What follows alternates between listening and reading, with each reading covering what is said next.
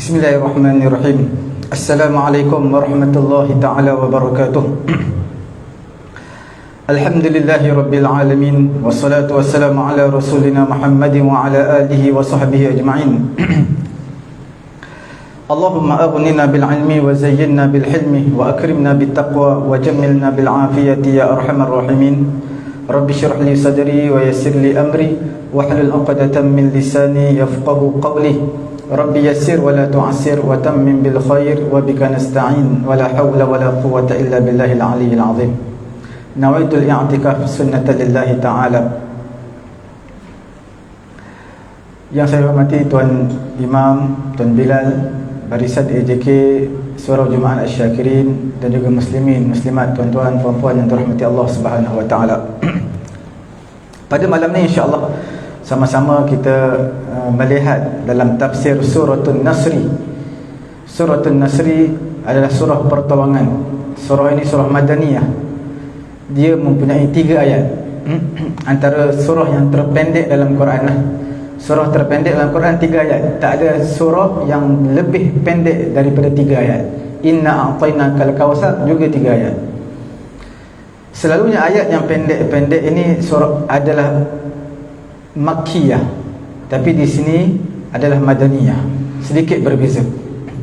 Dinamakan Suratul Nasr kerana Allah Subhanahu wa taala mulakan dengan idza jaa nasrullahi wal fath. Nasrullah, pertolongan Allah. Kerana ayat ini dimulakan dengan Nasrullah, maka dinamakan surah ini Suratul Nasr. Bukan Suratul Nas. Suratul Nas tu qul a'udzu birabbin nas. Pertolongan Allah Subhanahu wa taala iaitu Al-Fathul Akbar, pertolongan yang besar, iaitu pertolongan pembukaan kota Mekah. Dinamakan juga surah ini sebagai Suratul Tawdi'. Suratul Tawdi' ini surah selamat tinggal kerana ajal Nabi hampir selepas turunnya ayat ini. Tawdi', wada' samalah, ketika mana kita nak meninggalkan Mekah, diwajibkan untuk kita laksanakan tawaf wada'. Sebahagian kita panggil wida', yang betulnya tawaf wada'. Tawaf wada' adalah tawaf selamat tinggal. Surah ini juga dipanggil sebagai surah Tawdi', asal daripada waw dan ain, wada', makna meninggalkan. Kesinambungan ayat ini dengan ayat sebelum ini. Ayat sebelum Suratul Nasr adalah surah Qul ya ayyuhal kafirun. Apabila Allah Subhanahu wa taala menceritakan pada akhir surah Qul ya ayyuhal kafirun, Allah Taala menceritakan perbezaan agama Islam yang Nabi seru orang-orang kafir, yad'u ilaihi rasul an dinil kuffar, yang mana Nabi dakwah mereka untuk masuk agama Islam. Dan sekali mereka tak nak, mereka ajak Nabi sembah Tuhan mereka setahun, mereka sembah Tuhan Nabi setahun. Maka Allah Subhanahu wa taala memberitahu di sini dalam suratul Nasr, iaitu agama mereka, iaitu agama orang-orang kafir ini akan hilang dan juga akan hancur, akan tenggelam, dan agama Islam terus akan tinggi, dan terus akan mendapat kemenangan dan juga pertolongan daripada Allah Subhanahu wa taala, iaitu agama yang mana semakin ramai orang memeluk agama Islam. Dan surah ini juga menerangkan tentang kelebihan Allah Subhanahu wa taala terhadap nabinya dengan memberi pertolongan, memberi pembukaan kota Mekah kepada Nabi, dan tersebarnya Islam di Makkahul Mukarramah, dan manusia datang beramai-ramai, berkumpulan, berbondong-bondong untuk memeluk agama Islam. Seperti mana pada ayat dalam surah ini juga mengisyaratkan secara halus, iaitu dekatnya ajal Nabi SAW. Surah ini adalah surah Madaniyah, ijma' di kalangan ulama yang mengisyaratkan kepada pembukaan kota Mekah. Bila sebut pembukaan kota Mekah, Fathu Mekah adalah sinonim dengan surah ini, Suratul Nasr. Dan juga kemenangan yang Allah Ta'ala berikan kepada Nabi, menewaskan orang-orang musyrikin, dan tersebarnya Islam di seluruh pelosok semenanjung negara Arab. Dan musyrik, kekufuran, kegelapan, menyembah berhala telah pun tenggelam, telah pun terpadam disebabkan Islam telah naik pada ketika itu dengan pembukaan kota Mekah. Dan bila mana Allah Ta'ala memberitahu dekatnya ajal Nabi, pada ketika itu dalam surah ini mengisyaratkan, memerintahkan kepada Nabi untuk bertasbih kepada Allah Subhanallah, dan juga tahmid Alhamdulillah kepada Allah Subhanahu Wa Ta'ala, dan juga istighfar. Ini saat-saat sebelum kematian, sudah pastilah seseorang tu tak kering lidah dia daripada tasbih, tahmid dan juga istighfar, memohon keampunan kepada Allah Subhanahu Wa Ta'ala. Kelebihan surah An-Nasr, riwayat daripada hadis Tirmizi daripada Anas bin Malik, dia menyamai dengan 1/4 Al-Quran. Seperti mana surah Idza Zulzilatil Ardu Zilzalaha menyerupai 1/4 Al-Quran. Begitu juga surah Qul Ya Ayyuhal Kafirun, siapa yang membacanya menyamai 1/4 Al-Quran. Dikeluarkan hadis daripada Imam An-Nasa'i daripada Ubaidillah bin Abdullah bin Utsbah, dia berkata, Ibnu Abbas pernah berkata kepadaku, ya Ibnu Utsbah, wahai Ibnu Utsbah, ata'lam, nak tak, adakah kamu tahu surah, akhir surah yang diturunkan daripada Al-Quran? Apakah akhir surah yang diturunkan daripada Quran? Ibnu Abbas bertanya kepada Abdullah bin Utsbah. Maka pada ketika itu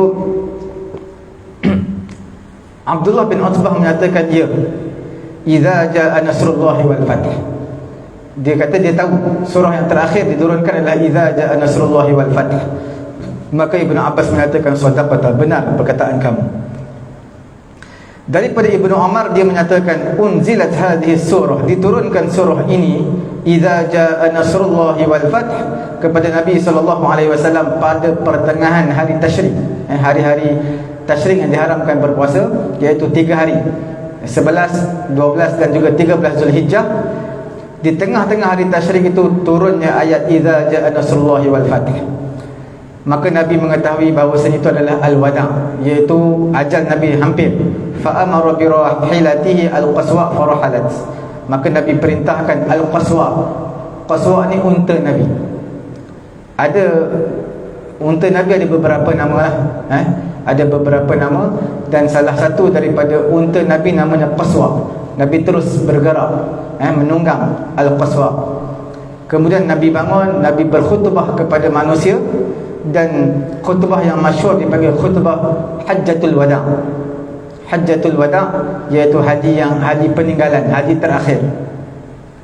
Menunjukkan surah ini turun ketika hari Tasyrik, dan Nabi pada ketika itu nak menyampaikan khutbah Hajjatul Wada'. Sebab turunnya ayat ini, sebab asbabun nuzul dikeluarkan oleh Imam Al-Bukhari, dan juga selain daripada Imam Bukhari, daripada Ibnu Abbas radhiyallahu taala anhuma, dia berkata, Umar ibn Al-Khattab radhiyallahu taala anhu telah mengajak aku untuk masuk sekali bersama dengan Asyikh Badar, iaitu senior Badar, orang yang menyertai peperangan Badar, dianggap senior lah di kalangan sahabat Nabi. Jadi mereka ni antara orang-orang lama, otai-otai di kalangan sahabat Nabi. Jadi Sayyidina Umar ajak Ibnu Abbas masuk sekali. Ibnu Abbas kecil lagi pada ketika itu. Faka'anna ba'dahum wajada fi nafsihi, sehingga sebahagian di kalangan sahabat-sahabat senior ni agak tak berapa selesa dengan kehadiran kanak-kanak kecil dalam meeting yang besar pada ketika itu. Fada'ahum zata yaumin fa'adkhalani ma'ahum, dan Sayyidina Umar masukkan aku dalam meeting tersebut bersama dengan sahabat-sahabat senior. Dan Sayyidina Umar panggil Asyikh Badar, senior Badar, sekali dengan Ibnu Abbas masuk sekali dalam meeting tersebut. Maka Ibnu Abbas menyatakan, fama ru'itu annahu da'ani fihim yawma idzin illa liyuriyahum. Maka Ibnu Abbas menyatakan, aku tidak lihat tujuan Umar ibn Al-Khattab ajak aku join sekali dalam meeting ini, melainkan hanya aku nampak dia nak tonjolkan aku di kalangan orang-orang lama, senior Badar. Sayyidina Umar berkata, ma taqulu fi qaulillahi azza wa jalla idza jaa nasrullahi wal fath. Sayyidina Umar mula berbicara, apakah pandangan kamu mengenai firman Allah Subhanahu wa taala idza jaa nasrullahi wal fath, apabila turunnya pertolongan Allah dan juga pembukaan kota Mekah. Sebahagian di kalangan sahabat berkata, ayat ini turun nak menyeru kepada kita supaya kita bertahmid kepada Allah, beristighfar kepada Allah apabila kita mencapai kemenangan, bila kita memperolehi pembukaan kota Mekah. Sebahagian di kalangan sahabat tidak berbicara, hanya berdiam diri, tak berkata apa-apa. Maka Sayyidina Umar lantas berkata, akadzaka taqulu ya Ibn Abbas, begitukah pendapat kamu wahai Ibn Abbas? Maka Ibn Abbas seraya berkata tidak. Ibn Abbas menyatakan, pada ketika itu Umar Ibn Khattab bertanya kepada Ibn Abbas, ma taqul, apa pandangan kamu wahai Ibn Abbas? Maka Ibn Abbas menyatakan, ajal Rasulullah sallallahu alaihi wasallam a'lamahu Allah lahu. Itu adalah menunjukkan ajal Nabi sallallahu alaihi wasallam yang Allah Taala nak beritahu kepadanya. Allah Ta'ala nak beritahu kepada Nabi, ajal kamu hampir, dah sudah dekat. Maka dia membacakan idza jaa nasrullahi wal fath. Ibnu Abbas baca ayat ini, dia kata itulah petanda ajal Nabi sallallahu alaihi wasallam. Fasabbih bihamdi rabbika wastaghfir innahu kana tawwaba. Umar berkata, la a'lamu minha illa ma taqul. Aku tak pernah terdetik di fikiran aku pendapat kamu ini wahai Ibn Abbas, melainkan apa yang kamu katakan. Bila kamu sebut tentang ajal Nabi, baru aku terfikir. Kata aku tak pernah terfikir perkara tersebut. Mengenai penurunan suratul Nasr, ada dua pandangan di kalangan ulama. Pandangan pertama menyatakan Fathu Mekah ini berlaku pada tahun yang ke-8 Hijrah, ke-8 Hijrah pada bulan Ramadan, tahun yang ke-8 dalam bulan Ramadan. Nabi wafat tahun ke-11 Hijrah. Tahun ke-8 berlakunya Fathu Mekah. Tahun ke-9 berlakunya peperangan terakhir, iaitu peperangan Tabuk. Kemudian tahun yang ke-10 adalah Hajjatul Wada' Nabi, haji Nabi yang terakhir. Tahun yang ke-11 kewafatan Nabi SAW. Turun surah ini pada tahun yang turun surah ini pada tahun yang ke-10. Diriwayatkan annahu 'asha ba'da nuzul hadhihi surah 70 yawman. Fathu Makkah berlaku pada tahun yang ke-8 Hijrah pada bulan Ramadan. Ada yang mengatakan 10, tapi tidak mengapa. Diriwayatkan bahawasanya Nabi SAW hidup selepas turun surah ini, Nabi hidup 70 hari. Ada satu pandangan, tapi pandangan yang tidak kuat. Dan Nabi diwafatkan pada tahun yang ke-12 Rabiul Awal. 12 Rabiul Awal seperti Nabi lahir. Nabi lahir 12 Rabiul Awal, Nabi wafat juga tahun yang sama, 12 Rabiul Awal. Tapi bukan tahun yang sama lah, tarikh dia sama. Kerana itu dinamakan surah ini sebagai suratul Tawdi'. Itu pendapat yang pertama. Pendapat yang kedua, surah ini turun sebelum Fathu Makkah, bukan surah ini turun selepas Fathu Makkah. Ada yang kata Fathu Makkah berlaku pada tahun ke-8 Hijrah. Pendapat pertama Fathu Makkah berlaku pada tahun ke-8 Hijrah. Turun ayat ini selepas daripada itu, iaitu pada tahun yang ke-10 Hijrah. Okey. Pandangan yang kedua menyatakan surah ini turun sebelum berlakunya Fathu Makkah, sebelum tahun ke-8 Hijrah. Ini janji Allah Subhanahu wa taala kepada Nabi, bahwasanya Allah Taala akan bantu Nabi, memberi kemenangan kepada Nabi untuk mengalahkan orang-orang Quraisy Makkah. Pembukaan Mekah belum berlaku, tapi ayat ini telah turun dan mengiktiraf bahawasanya akan berlaku Fathu Mekah tidak lama lagi. Walaupun dalam ayat yang kita sebutkan idza jaa nasrullahi wal fath, apabila datangnya pertolongan Allah, idza jaa yaji'u. Jaa ini adalah past tense, perkara yang sudah berlaku. Walaupun tak berlaku lagi, tapi Quran sebut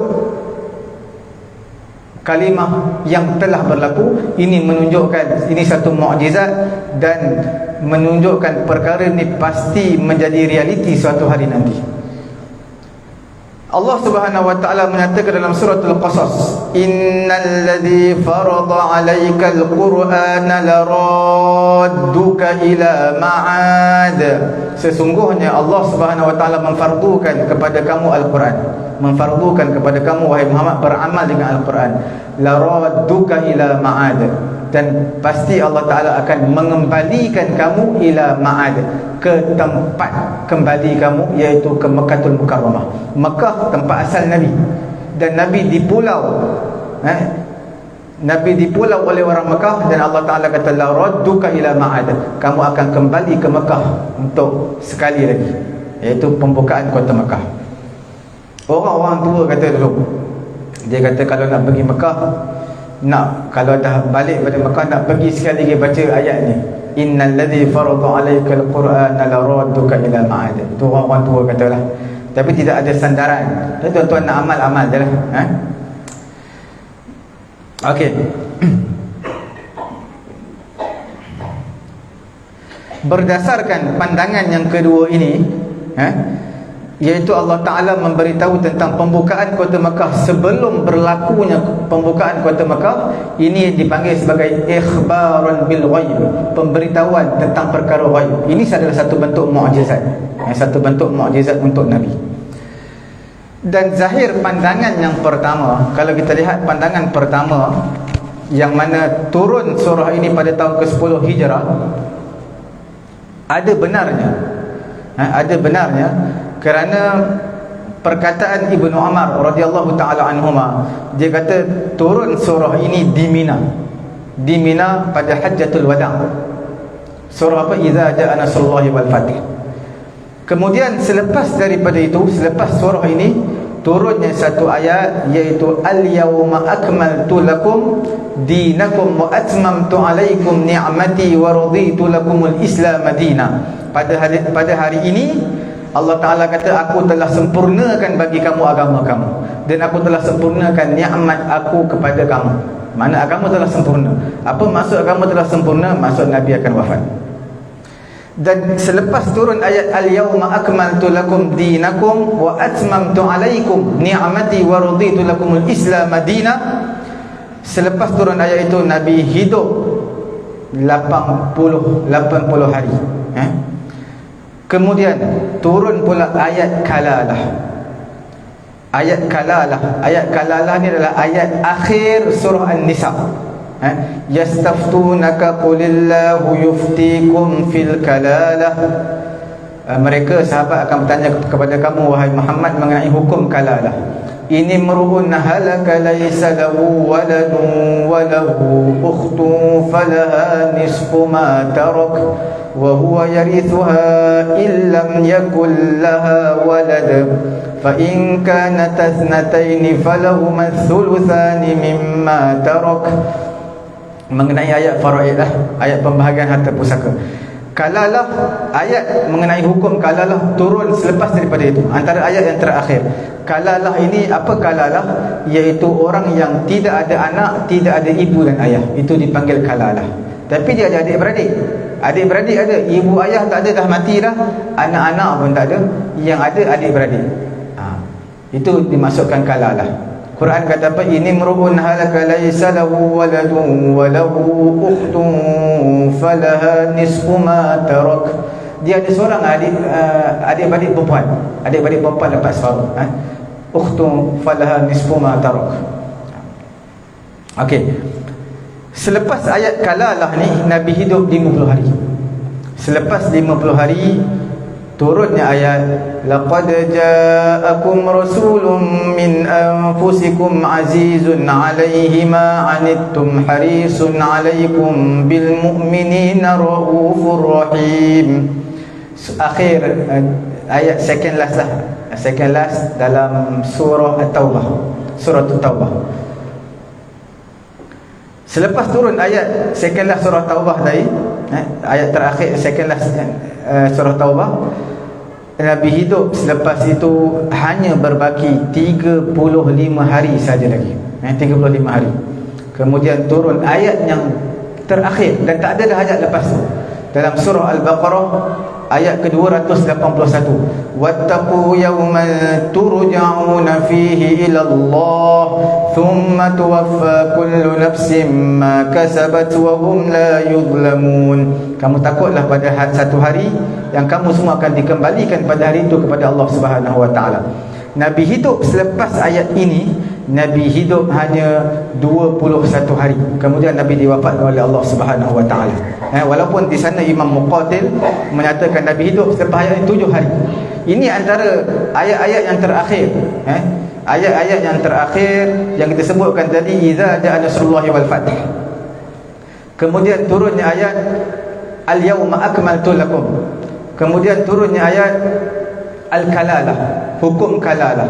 Kemudian turunnya ayat akhir surah Taubah, laqad ja'akum rasulun min anfusikum. Kemudian ayat yang terakhir ayat 281 surah Al-Baqarah, wattaqu yawman turja'una fihi ila Allah. Imam Ar-Razi menyatakan pendapat yang kuat di sisi beliau, iaitu surah ini turun sebelum Fathu Makkah, iaitu mengikut pendapat yang kedua, iaitu sebagai satu mukjizat kepada Nabi, pemberitahuan sebelum berlakunya Fathu Makkah, pembukaan kota Makkah.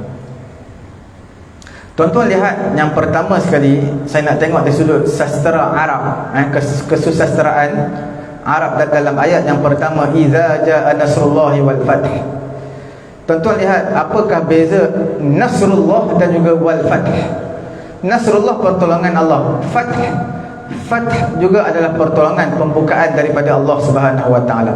Jadi di sini kita panggil, disebutkan yang khas dahulu, disebutkan yang umum dulu, kemudian selepas daripada umum baru dispesifikkan secara khusus.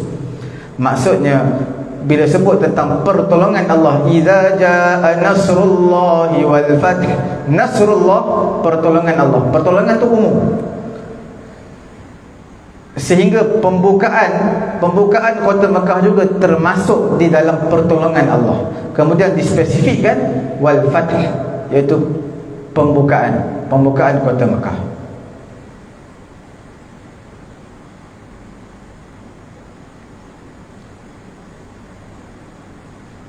Wa ra'aitan nas, kamu melihat manusia.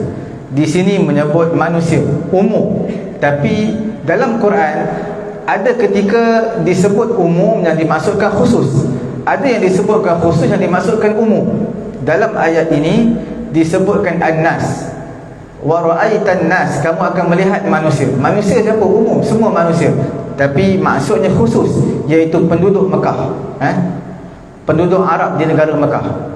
Itu maksud an-nas. Dinillah adalah agama Allah. Idza jaa nasrullahi wal fath wa ra'aitan nasa yadkhuluna fi dinillah.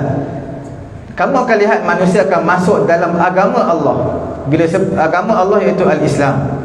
Bila sebut tentang agama, disandarkan kepada nama Allah, bermaksud agama ni bukan benda mainan, mana benda yang serius, benda yang besar.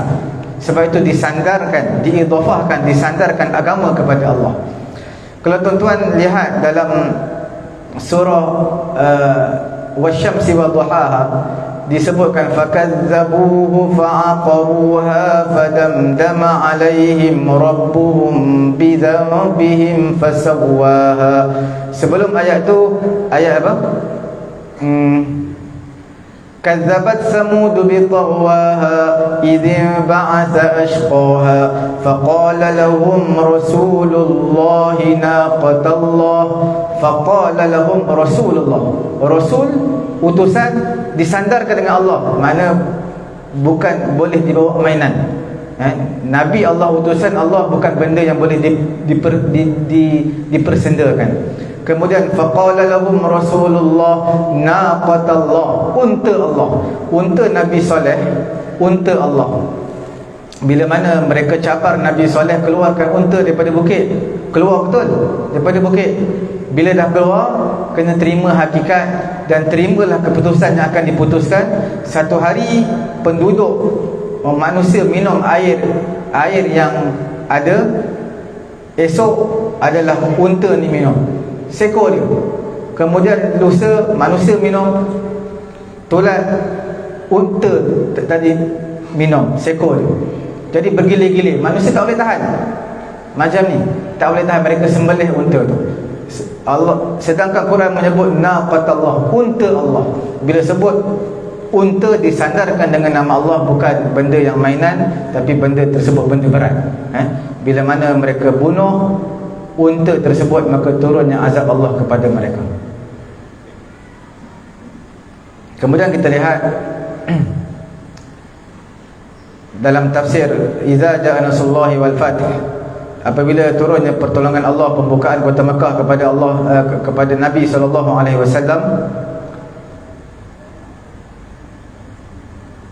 diriwayatkan daripada Imam Ahmad, Imam Baihaqi, Imam An-Nasai daripada Ibn Abbas, dia menyatakan apabila turunnya idza jaa nasrullahi wal fath, Nabi SAW bersabda nu'iyat ila nafsi, iaitu dia memberitahu tentang khabar kematian diri Nabi.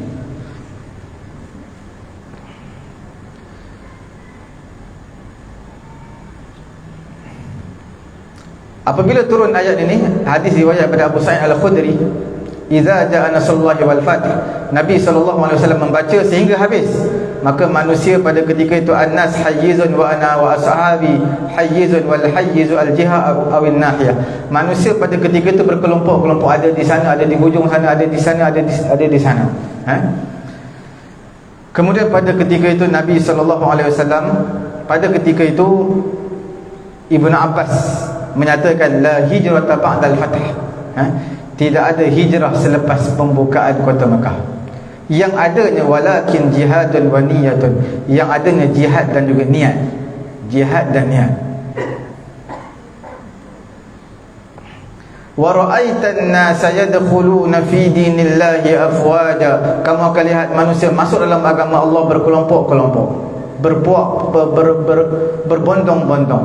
Sebab pada awal-awal sebelum pembukaan kota Mekah, mereka masuk Islam tak macam ni. Mereka masuk seorang, ada yang masuk dua orang. Tapi bila mana pembukaan kota Mekah, fasarat al-qabilah, satu qabilah masuk Islam.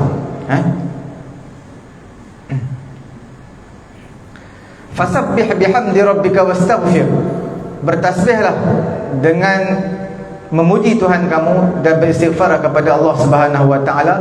Ini menunjukkan apabila dibukakan Fathu Makkah, bila ditakluk Fathu Makkah, diberikan kepada orang Islam, Islam telah tersebar.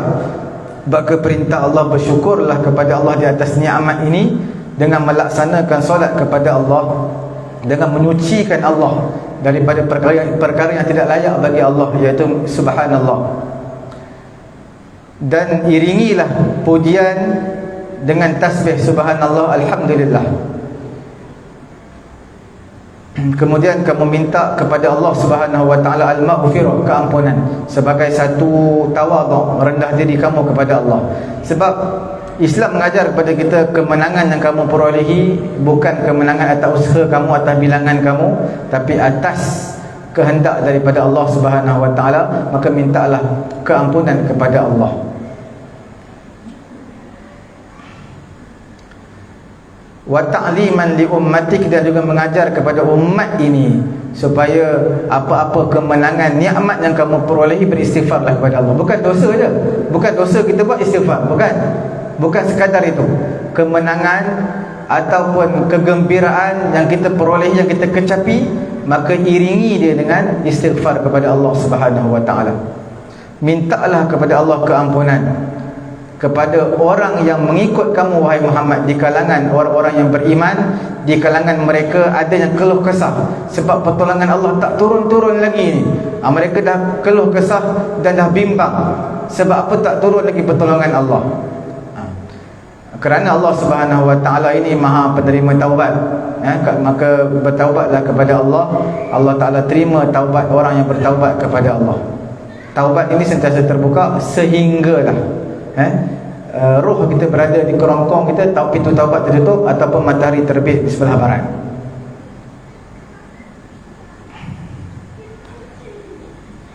Diriwayatkan daripada lafaz daripada Imam Bukhari daripada Aisyah radhiyallahu taala anha, dia kata tidaklah Nabi solat satu solat selepas turunnya ayat idza jaa nasrullahi wal fath, melainkan Nabi akan menyatakan selepas sembahyang subhanaka rabbana wa bihamdik Allahumma ighfirli, subhanaka rabbana wa bihamdik Allahumma ighfirli. Itu yang Nabi baca setiap kali lepas sembahyang selepas turunnya ayat ini. Nabi tidak tinggal. Aisyah kata, daripada Aisyah radhiyallahu taala anha, dia kata Nabi sallallahu alaihi wasallam memperbanyakkan zikir pada rukuk dan juga sujud. Nabi zikir subhanakallahumma rabbana wa bihamdika Allahumma ighfirli, subhanakallahumma rabbana wa bihamdika Allahumma ighfirli. Itu zikir ni tak salah saya boleh tuan-tuan lihat dalam kitab Al-Azkar karangan Imam Nawawi, ada zikir, versi zikir ketika rukuk, ketika sujud, banyak lagi. Ada beberapa pengajaran yang kita boleh ambil untuk mengakhiri suratul Nasr.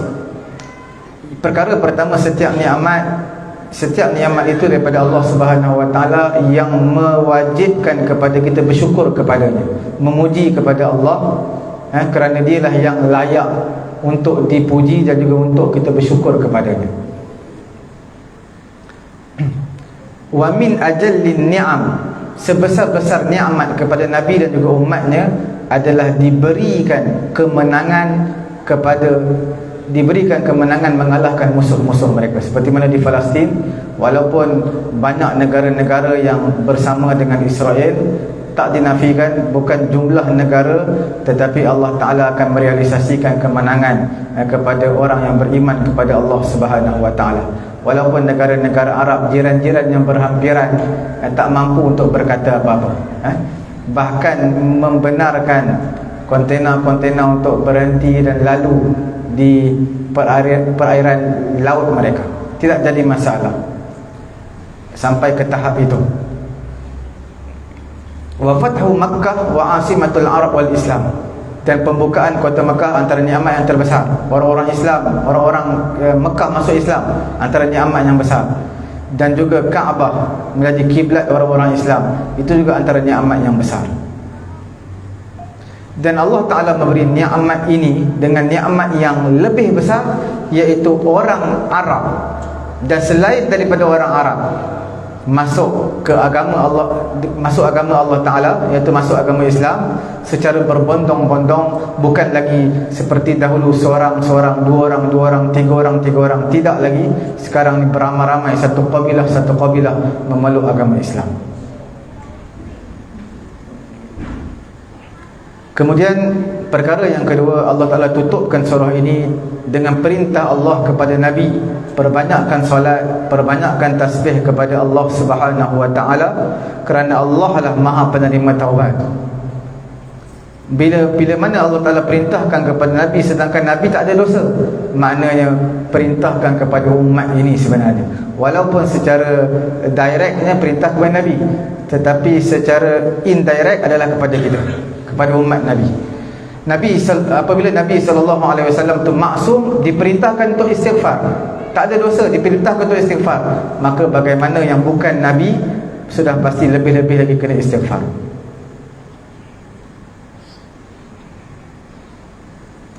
Dan agama Islam adalah agama yang diredai, dan selain daripada itu tidak diredai. Wa may yabtaghi ghairal islami dinan, siapa mencari selain daripada agama Islam, maka falan yuqbala minhu wa huwa fil akhirati minal khasirin, tidak akan diterima dan di akhirat menjadi orang-orang yang rugi. Kemudian majoriti di kalangan ulama fiqh dan juga Allah Subhanahu Wa Ta'ala perintahkan untuk bertasbih. Pertama sekali tasbih, fasabbih bihamdi rabbik.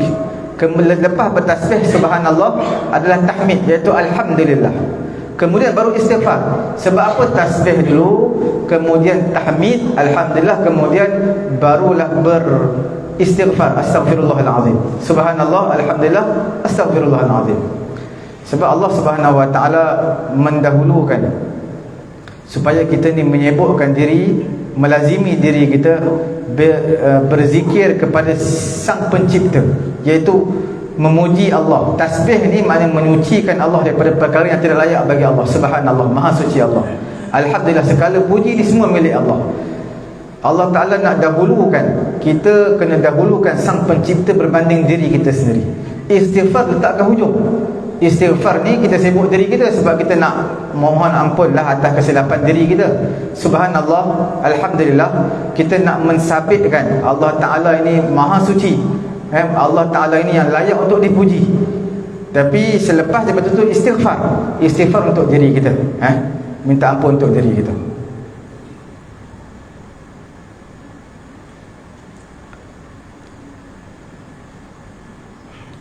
Dan diperintahkan untuk tasbih dulu ni, ada ulama kata kerana untuk segera datang ke minda orang-orang Islam pada ketika itu, tak terfikir, tidak bersangka buruk dengan Allah Ta'ala. Allah Ta'ala biarkan orang Islam, biarkan orang Islam tak memberi pertolongan kepada orang Islam.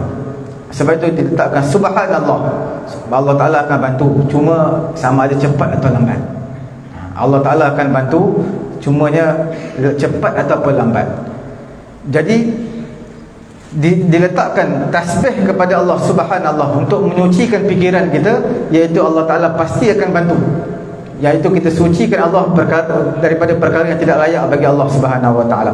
Kemudian istighfar, iaitu minta ampun, supaya nak memberitahu supaya Nabi tidak fikir untuk membalas dendam, untuk balas dendam terhadap orang-orang yang mana dahulunya mereka ini membuat kerosakan kepada orang-orang Islam, menyeksa orang-orang Islam. Kita lihatlah seperti Palestin, tawanan-tawanan Palestin didera, dipukul, dibogelkan. Bagaimana tawanan-tawanan Israel dijaga dengan elok, diberi minum, diberi penjagaan yang sebaiknya. Tapi Islam tak mengajar kita untuk membalas dendam. Dan ayat suratul Nasr menunjukkan kepada kita kelebihan untuk tasbih dan juga tahmid. Ini semua adalah menjadikan ia sebagai kafiyah, iaitu sebagai satu kecukupan untuk kita menunaikan apa yang wajib ke atas diri kita kepada Allah Subhanahu Wa Ta'ala, dengan cara iaitu dengan kita bersyukur, dengan cara kita memuji, bertasbih, bertahmid dan juga beristighfar kepada Allah Subhanahu Wa Ta'ala. Diriwayatkan turunnya surah ini, Nabi SAW berkhutbah. Nabi kata apa? Inna abdan khayyarahullah, sesungguhnya seorang hamba Allah Ta'ala beri pilihan kepada dia, baina dunya wa baina liqa'ihi wal akhirah, sama ada nak pilih dunia ataupun nak pilih berjumpa dengan Allah, iaitu pilih akhirat. Maka Nabi kata fakhtara liqa' Allah, maka Nabi memilih akhirat.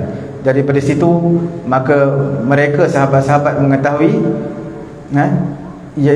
itu menunjukkan ajal Nabi telah dekat, dan mereka mengetahui perintah Allah Ta'ala supaya bertasbih, bertahmid, istighfar secara mutlak sebagai satu dalil. Dalil apa? Perintah untuk menyampaikan dakwah ini kepada umat telah sempurna. Bila perintah untuk sampaikan dakwah kepada manusia telah sempurna, kalau Nabi hidup, apa lagi tugasan Nabi, apa lagi kerja Nabi? Seolah-olah tugas telah selesai. Jadi sebab itu menunjukkan ajal Nabi telah hampir, dan Nabi diwafatkan oleh Allah Subhanahu Wa Ta'ala selepas beberapa tahun selepas daripada itu. Kita lihat sikit muqaddimah dalam suratul Kafirun. Okey? Ya. Ya.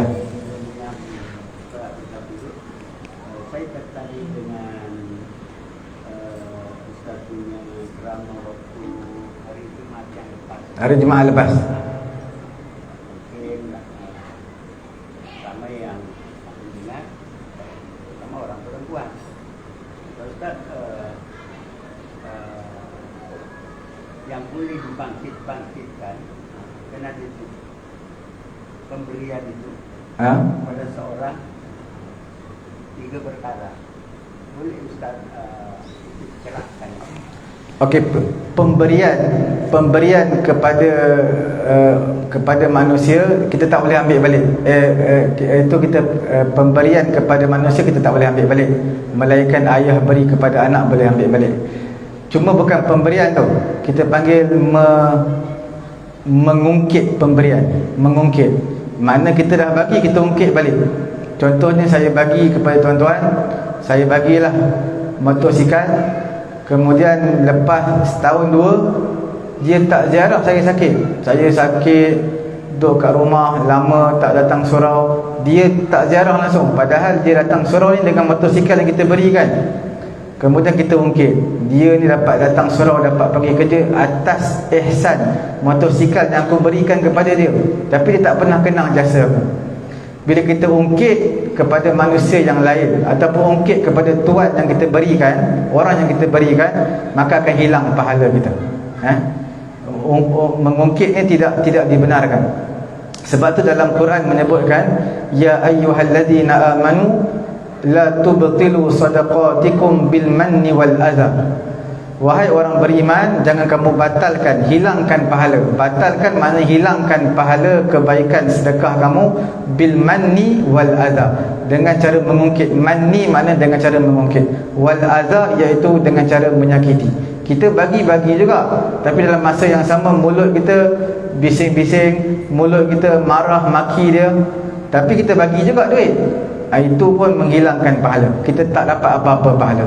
Kalladhi yunfiqu ma lahu ria'an nas. Quran kata samalah seperti orang bagi nak tunjuk-tunjuk kepada manusia. Dia bagi pemberian, dia buat cek besar-besar supaya orang tahu, ni pemberian saya kepada surau ni, surau Jemaah Syakirin, saya bagikan cek, saya bagi RM10,000, bagi semua tahu pemberian ni daripada saya. Orang yang mengungkit pemberian sama seperti orang yang riak dalam memberi pemberian. Cuma ulama menyatakan ada 3 golongan lah yang dikecualikan. Golongan yang pertama adalah ayah boleh mengungkit kepada anak. Maknanya bila mana anak tu dah besar, dia tak kenang jasa ayah dia.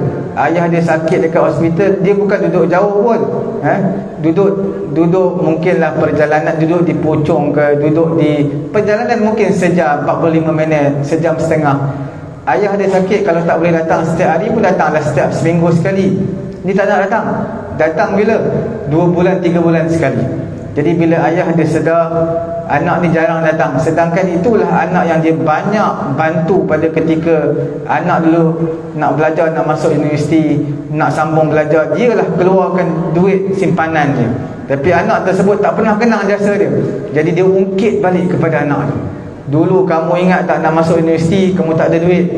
Dah dapat masuk universiti, waktu belajar tahun pertama, kedua sampai tahun keempat kamu tak ada duit, aku yang berikan duit.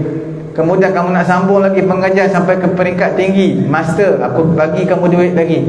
Tapi kamu tak pernah kenang jasa aku, tak pernah ziarah aku ketika sakit. Jadi ungkitan ibu dan ayah kepada anak tidak menghilangkan apa? Pahala.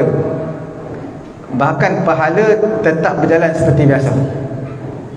Yang keduanya adalah Nabi mengungkit kepada umat dia, itu boleh.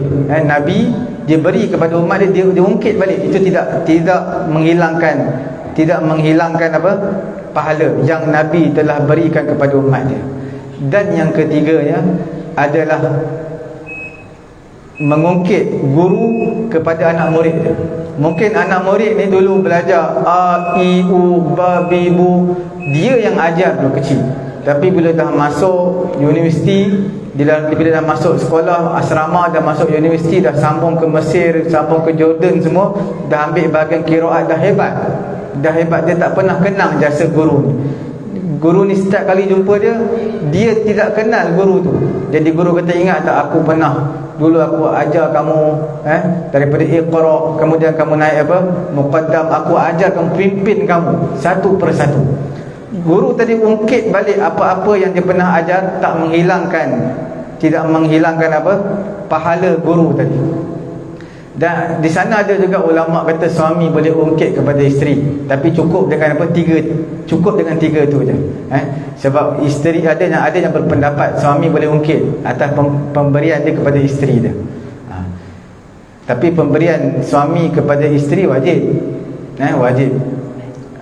Wajib. Dan dia dianggap sebagai apa? Sedekah lah, sedekah. Setiap pemberian kita kepada anak kita, kepada isteri kita, itu dianggap sebagai apa? Sedekah. Nafkah itu adalah sebagai sedekah. Sebab tu tuan-tuan lihat berapa ramai kes perceraian yang berlaku dekat negara kita. Dan dalam tempoh iddah, bila bercerai ada tempoh iddah.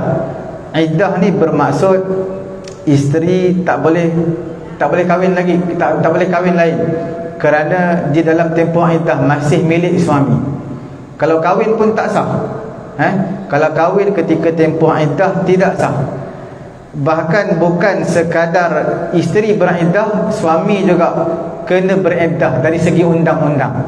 Dari segi undang-undang negara kita, bila suami telah menceraikan isteri, suami tak boleh kahwin lagi. Tunggu sampai habis iddah isteri, barulah suami boleh kahwin. Kalau suami nak kahwin juga, maka dia tak boleh isi borang seperti biasa. Dia kena isi borang berpoligami. Sebab pada ketika itu dia masih lagi ada isteri, dia tak boleh kahwin. Dia masih dalam tempoh iddah suami ni. Dari segi undang-undang, dari segi agama sah je. Dari segi undang-undang tak sah. Kemudian bila mana dalam tempoh iddah ni, isteri, suami wajib memberikan pemberian nafkah kepada isteri dan juga anak. Anak ni bukan sekadar tempoh iddah. Anak sampai anak tadi besar, perintah apa? Mahkamah dia akan keluarkan satu surat. Dia akan bagi tahu dalam tempoh iddah ini berapa banyak suami perlu bayar kepada isteri setiap bulan. Dan mahkamah juga menetapkan kamu kena sara anak. Kalau kamu ada 3 orang anak kamu kena sara, kena bagi sebulan berapa ratus ringgit untuk pembelanjaan mereka. Itu semua nafkah dan wajib. Perintah daripada apa? Mahkamah, jadi wajib. Tapi berapa ramai yang kita yang mengabaikan perkara ni.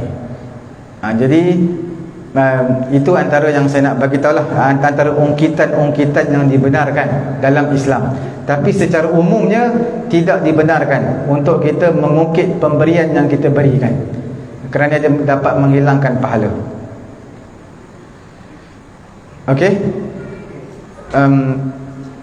Surah Al-Kafirun ini azan isyak tu kan? Azan? Azan tu. Sementara masa pun 30 minit dah. Saya rasa cukup habis cakap tu lah. Kita sambung bulan depan insyaAllah surah Al-Kafirun. Surah Al-Kafirun banyak membincangkan tentang tauhid lah. Tauhid. Dan surah kita digalakkan, dan dari satu sunnah Nabi ajar kepada kita membaca Qul ya ayyuhal kafirun sebelum tidur. Bukan cakap 3 Qul ya ayyuhal kafirun juga kita baca sebelum tidur. Kita tutup majlis dengan tasbih kafarah dan juga suratul Asr. Subhanallahumma wa bihamdihi, subhanakallahumma wa bihamdika, asyhadu an la ilaha illa anta, astaghfiruka wa atubu ilaik. Bismillahirrahmanirrahim. Wal 'asri innal insana lafi khusr illa alladziina aamanu wa 'amilus salihati wa tawassaw bil haqq wa tawassaw bis sabr. Bismillahirrahmanirrahim. Alhamdulillahirabbil alamin, wassalatu wassalamu ala rasulina Muhammadin wa ala alihi wa sahbihi ajma'in. Allahumma anfa'na bima 'allamtana wa 'allimna ma yanfa'una wa zidna 'ilma. Alhamdulillahi ala kulli hal wa na'udzu billahi min hali ahli an-nar. Rabbana atina fid dunya hasanah wa fil akhirati hasanatan wa qina 'adzabannar. Wa sallallahu ala sayyidina Muhammadin wa ala alihi wa sahbihi ajma'in. Alhamdulillahi rabbil alamin. Taqabbalallahu minna.